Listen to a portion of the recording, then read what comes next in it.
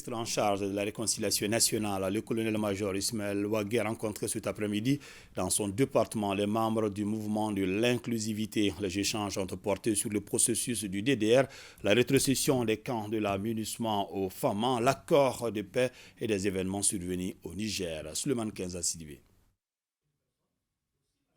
Le ministre a entretenu les membres du mouvement de l'inclusivité, des modalités, des aspects techniques et politico-administratifs du DDR.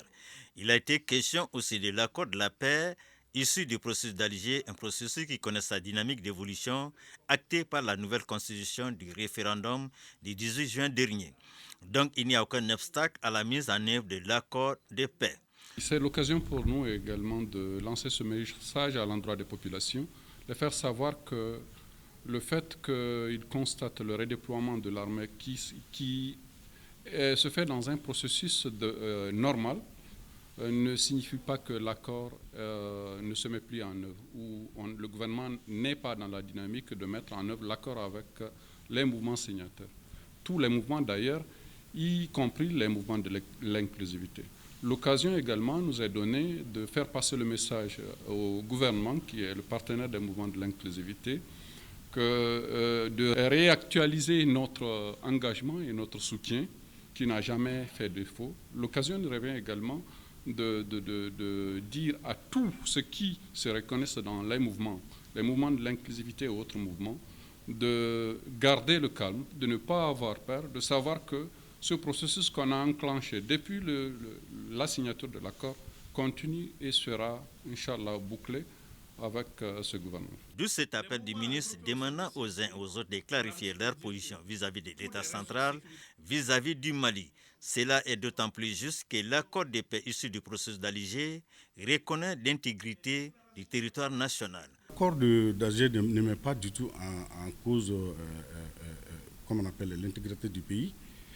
Et le processus va s'étendre sur toute l'étendue du territoire national. Le Mali est un et indivisible. Et l'armée malienne sera partout où besoin est. Et c'est au regard de cette réalité palpable que la MINUSMA est en train de rétrocéder ses camps à l'armée nationale du Mali. C'est aussi l'occasion pour le mouvement de l'inclusivité de passer un message aussi bien dans cette réunion qu'à l'endroit de nos populations et de nos combattants, que le processus de rétrocession des bases de la MINUSMA à l'armée malienne est un processus normal. Et nulle part, il ne vise un mouvement signataire. Et nulle part, ça ne concerne un mouvement signataire. La guerre du Mali, c'est une guerre contre les terroristes. Et je crois que c'est ce qui s'est passé sur le terrain. Et un mouvement signataire ne doit pas se sentir gêné par cette dynamique. Parce que nous sommes dans le Mali et c'est le Mali qui nous concerne tous.